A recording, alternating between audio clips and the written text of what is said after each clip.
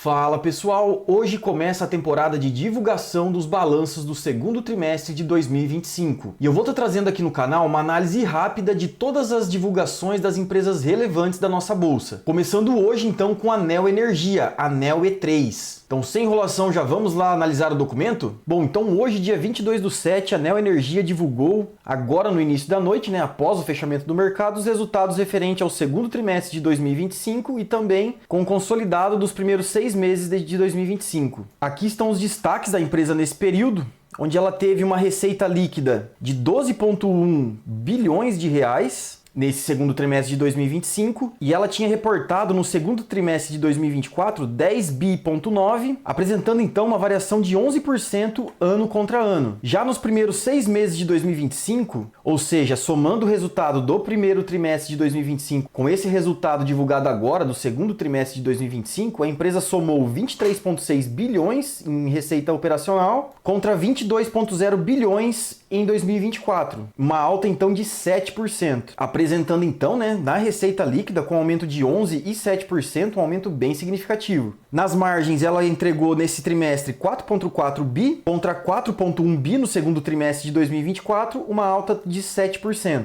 Já nos 6 primeiros meses desse ano, 9,3 bi contra 8,7 bi nos 6 primeiros meses do ano passado, tendo uma alta também de 7%. Já nas despesas operacionais ela teve nesse trimestre 1,09 bilhões de despesas contra 1,053 de despesas no segundo trimestre de 2024.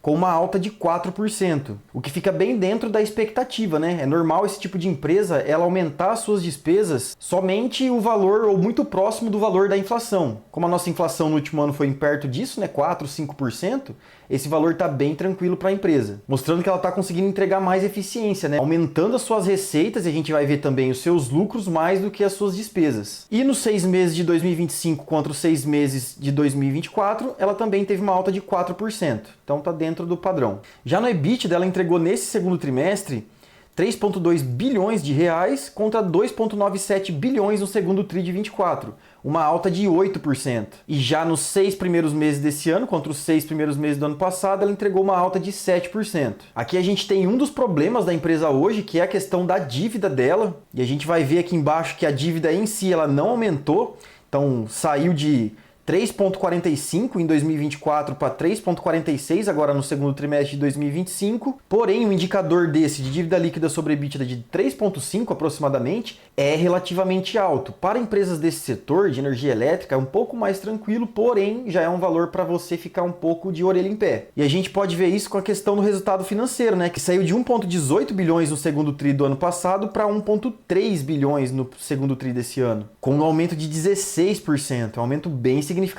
E na comparação do primeiro semestre desse ano com o primeiro semestre do ano passado, 18% de alta. Já o lucro, a gente tem uma surpresa aqui, onde no segundo trimestre desse ano foi de 1,6 bilhões de reais contra 815 milhões no segundo TRI de 2024, com um aumento de 100%, trimestre contra trimestre. E no semestre, 2,6 bi de lucro contra 1,9 bi, com 36% de alta. E a gente já vai ver ali embaixo o porquê disso. Mas já adianto que a empresa teve um não recorrente nesse semestre. Aqui a gente já consegue ver uma parte desse não recorrente da empresa, que é o ativo financeiro de concessão, que é um valor que ela tem a receber do poder cedente. No caso, o governo federal ou estadual que faz a concessão para ela. Explorar a energia elétrica nas regiões que ela explora. Então ela teve um crédito aqui nesse ano de 454 milhões no ativo financeiro da concessão e 162 milhões de FSR 15, mais operações corporativas, com um aumento de 55%, então, referente ao segundo TRI de 24 no ativo financeiro,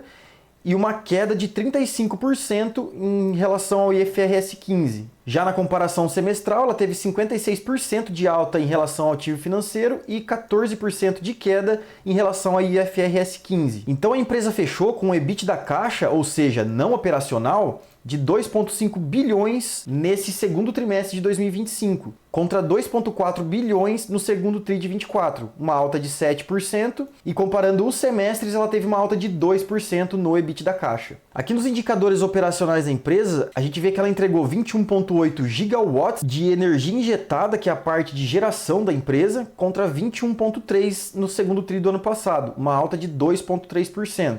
Já na comparação semestral, uma alta de 3% na sua geração. Já na energia distribuída, que é a energia que ela entrega para os consumidores finais, ela entregou 19,2 gigawatts nesse segundo TRI, contra 18,9 no segundo TRI do ano passado, uma alta de 1,5%. Já na comparação semestral, 1,9%. Já no número de clientes, ela saiu de 16,4 milhões no segundo TRI de 2024 para 16,8 milhões, um aumento de 2%, que também é positivo, né? Visto que ela está tendo mais clientes para vender a sua energia. E aqui, como a gente já havia visto, a dívida líquida sobre EBITDA ficou em 3,46. E aqui ela reafirma o rating que ela está tendo da S&P, que é a AAA, que é um rating muito bom para as empresas brasileiras. Bom, então aqui nos destaques financeiros e operacionais da empresa, ela traz para nós um crescimento de 2,3% da energia injetada, incluindo o GD no segundo TRI de 25 e de 3,0% no primeiro semestre desse ano. Como eu disse, 3% parece pouco, mas é um bom crescimento para uma empresa de energia elétrica. As despesas operacionais controladas, com aumento somente de 4% no segundo TRI desse ano,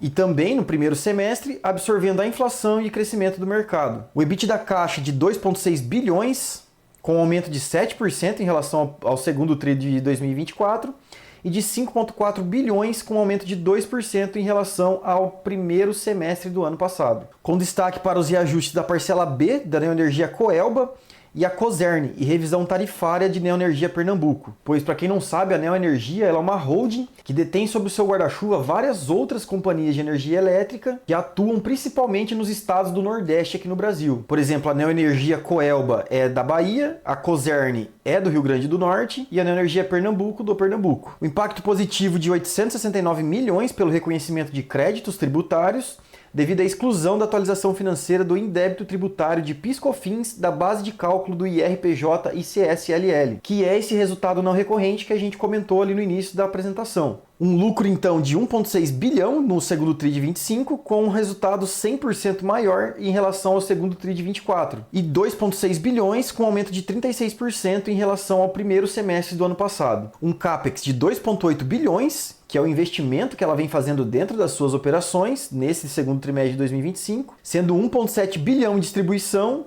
o que vai levar uma RAB de 41,8 bilhões. Uma dívida líquida sobre EBITDA estável, né, não alterando entre o quarto trimestre do ano passado e o segundo TRI desse ano, que é um ponto positivo para a empresa, que mesmo estando alavancada e com um cenário de juros altos, ela está conseguindo manter a alavancagem estabilizada. Apesar de estar muito alta a sua dívida, pelo menos ela está conseguindo manter o controle dela. E entregas parciais no segundo TRI de 25 do Vale do Itajaí e Morro do Chapéu, com RAP de 132 milhões, que são dois dos projetos de linhas de transmissão da empresa. O foco dela é distribuição e geração, porém ela está começando a colocar o pé em transmissão também. E trouxe também uma rotação de ativos, onde ela fez uma venda da unidade de Baixo Iguaçu, com 1 bilhão de equity value. Bom, hoje a Neoenergia está sendo negociada a R$ 23,25, com uma valorização de 28,7% nos últimos 12 meses, então ela subiu bastante aqui nos últimos 6 meses. Um PL de 8 vezes lucro, PVP de 0,83, então ainda está barata, né, abaixo do seu valor patrimonial, e um dividend yield de 3,5%. O que pode mudar, porque como ela recebeu esse não recorrente, pode ser que ela faça um pagamento um pouco maior para os seus acionistas. Bom, pessoal, um resumo de tudo. A empresa apresentou um resultado consistente nesse segundo trimestre,